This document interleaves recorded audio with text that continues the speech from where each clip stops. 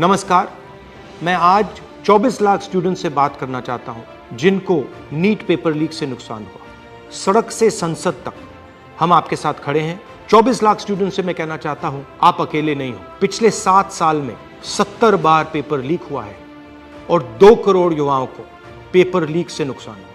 एक साथ हम ये लड़ाई लड़ेंगे और ये लड़ाई जीतेंगे। मेन इशू जो है वो हमारा पेपर लीक है। Sir, it's not only about 24 lakh NEET students, it's about whole family. There was a digital leak also this time. हमारे सोशल मीडिया अकाउंट्स बैन किए जा रहे हैं, हमारी वीडियोस डिलीट की जा रही हैं। मेरा माम पूरे सा हम लोग नहीं हो पाता। और आपके हाथ में, अगर आप क्लैरिटी से खड़े हो गए और पीछे नहीं हटे, उन दोनों को आपकी बात माननी पड़ेगी।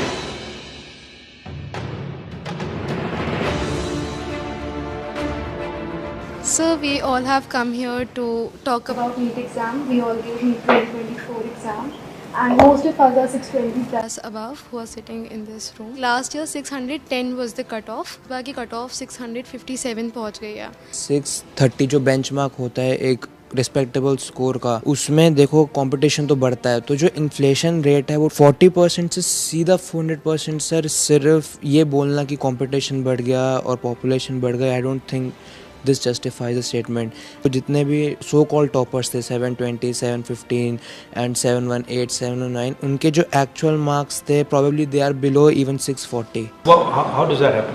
So maybe I feel that there are major 4 reasons. The first one is obviously paper leak. Second was that there was a digital leak also this time, like on Telegram channels, or majorly there were other platforms as well. Third reason was that there were scams going on which were saying that you just have to leave the blank OMR and the people of the NTA, or maybe I don't know from which association, they will fill those OMR. That is cheating. Yes. It's cheating, and the grace mark is the 4th point, which is not going to impact that much. Sir main issue जो है वो हमारा paper leak है, क्योंकि sir सबसे पहले अनुराग जो students था उसने ऑलरेडी स्टेटमेंट्स में कहा है कि एग्ज़ाम लीक हुआ है। सर एग्ज़ाम लीक हुआ है, उसने ऑलरेडी प्रूवन किया हुआ है। और हम शिक्षा मंत्री श्री धर्मेंद्र प्रधान जी से मिले थे, उन्होंने स्टार्टिंग में कहा था कि एनटीए में कोई ऐसा कुछ गड़बड़ी नहीं हुई है, और जहां पर 2 सेंटर्स पर ये चीज़ देखी गई है उनको हम अभी वहां पर जांच की जाएगी। और हमने मांगे रखी थी कि रीनीट होना चाहिए और सीबीआई जांच होनी चाहिए, बट उन्होंने सीधा जो आंसर दिया था वो दिया था कि सब चीज़ हम सुप्रीम कोर्ट की मानेंगे, जो सुप्रीम कोर्ट फैसला करेगा वही माने। बट सर सुप्रीम कोर्ट ने डायरेक्ट जितने भी केसेस हम PIL डाल रहे हैं लोग इस चीज़ के ऊपर, डायरेक्ट जितने भी फैसले हैं वो सारे 8 जुलाई को दिए जाएंगे।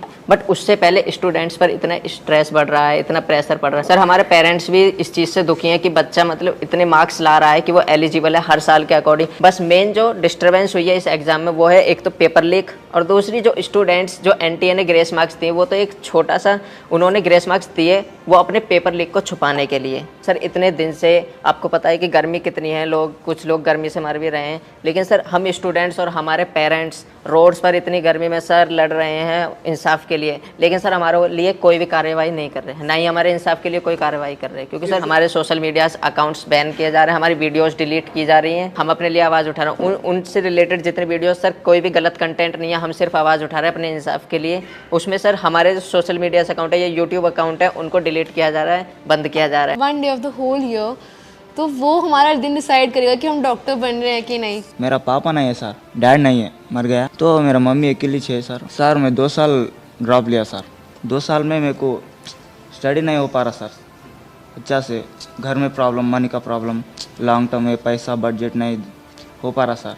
ऐसा मैं सोच के मेरा माइंड भी अब ये भी लोड हो रहा सर, मेरा ब्रेन भी। मेरा माम पूरे सर हम लोग नहीं हो पाता, और एक बार नहीं हो पाता सर लॉन्ग टर्म लेना को, ऐसा सोच रहे। अभी रीनीट कराओ तो इजी होता सर। मतलब सर कंक्लूजन है कि रीनीट ही अब हो सकता है, रीवैल्यूएशन तो कोई नहीं होगा। नहीं तो अगर हम आपके लिए 2-3 चीज़ें कर सकें, सरकार के पर प्रेशर डाल पाए, तो हमें किस चीज़ों पे बोलना चाहिए? सर सबसे पहले तो रीनीट कैसा conclusion? रीनीट, yes sir. Okay. Sir second NTA agency जो है वो एग्जाम्स ना ही कंडक्ट कराए, अगर वो नहीं करवा पा रहे हैं, एक्नॉलेज करें कि हम नहीं मैनेज कर पा रहे हैं। NTA as a concept is a failure. Yes yes sir NTA पे हमारा किसी का ट्रस्ट नहीं है, NTA पे इस टाइम। फर्स्ट पॉइंट री exam, second point NTA is ना कराएं। थर्ड पॉइंट एजुकेशन सिस्टम पे फोकस करें और काउंसलिंग सर से 4 पॉइंट ये कि जो बेसिकली जो ब्लाइंड स्पॉट्स हैं, जैसे कि टेलीग्राम पर पेपर लीक होना, ऑनलाइन पेपर लीक होना, इसके ऊपर भी एक इंक्वायरी होनी चाहिए। Sir, it's not only about 24 lakh NEET students, it's about whole family. फिर सर जो बोर्ड्स का प्रेशर, फिर नीट में परफॉर्म करने का प्रेशर, तो सर बहुत सारे लोग तो मेडिकल ही नहीं लेंगे इस चक्कर में कि सर ऐसे क्वालिटी डॉक्टर्स बनेंगे जिनकी क्वालिटी कुछ नहीं है, जो ऐसे ग्रेसिंग मार्किंग करके अंदर गए हैं, जब वो डॉक्टर्स बनेंगे तो can you imagine the condition of the people of India. आपको क्या लगेगा, आप अगर कोई ऑपरेशन करवाने जाएगा, क्या वो वापस लौट के आ पाएगा? हमारे पास इतने सारे केसेस होते हैं, मतलब हमारे नोन में कि भाई किसी को और का पेशेंट, इसका स्टेंट डालना है, उसका इंटेस्टाइन निकलवा दिया, उसका किडनी निकलवा दिया। सर ऐसे केसेस, ऐसी मिसहैपनिंग्स इतनी बढ़ जाएंगी, we can not imagine. Sir जो ये रीनीट का कॉन्सेप्ट है और जो ये रीनीट का कंक्लूजन है, ये बेसिकली 2 ही बॉडीज़ हैं इंडिया में जो इसकी पावर रखती हैं। First of all supreme court, जिसमें हम अभी काफ़ी ज़्यादा डिपेंडेंसी शो कर रहे हैं, and second ministry of education. Ministry of education ने यूजीसी नेट का एग्ज़ाम भी कैंसिल किया और उसके अंदर लाइक 1 डे के अंदर उन्होंने एग्ज़ाम कैंसिल कर दिया। एक्चुअली ये दोनों ने इसलिए किया है क्योंकि पॉलिटिकल प्रेशर आया है, यस क्योंकि आप लोग मतलब चुप नहीं बैठे हो। यस सर, वो दोनों इंस्टीट्यूशंस निर्णय जब लेंगे जब आप प्रेशर डालो। यस सर, अगर आपने ठीक से प्रेशर डाला और आप पीछे नहीं हटिए, और अगर आप काफ़ी स्टूडेंट्स आ जाएंगे तो वो दोनों इंस्टीट्यूशंस इसको कैंसिल करो। पावर ना कोर्ट के हाथ में है ना मिनिस्ट्री के हाथ में है, पावर आपके हाथ में है। अगर आपने क्लैरिटी से खड़े हो गए और पीछे नहीं हटे, उन दोनों को आपकी बात माननी पड़ेगी। ठीक है, थैंक यू। आपका जो एस्पिरेशन है, आपका जो विजन है, इसी से देश का विजन बनेगा, इसी से देश की प्रगति होगी। अगर सरकार आपकी रक्षा नहीं कर सकती है तो ऑपोजिशन आपकी रक्षा करेगी। ये जो आपका मुद्दा है, इसको मैं पर्सनली संसद में आपके लिए उठाऊंगा और पूरा का पूरा दबाव हम सरकार पे डालेंगे। धन्यवाद।